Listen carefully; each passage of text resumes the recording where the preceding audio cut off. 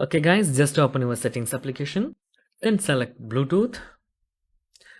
Then you can see here list of Bluetooth connections and select your active connection. In my case it is OnePlus. So just open that device. Then you can see there is an option for phone calls. That means if you enable this one, you can only hear the phone calls on your Bluetooth headset or Bluetooth speaker. So just turn on this one. Normal default it is turned on. In some case it is very useful to turn off this one because of you are using your phone in a car for only the music purpose, or if you are playing your music sounds on somewhere many people hear that. So if you turn on this one, you can only attend the phone calls on your phone and play music on Bluetooth device. So it is very useful. Okay guys, that's it. Very simple tutorial. If you need any kind of Android or iPhone tutorial, just comment below. I will post my replies as videos so you can easily watch and understand it.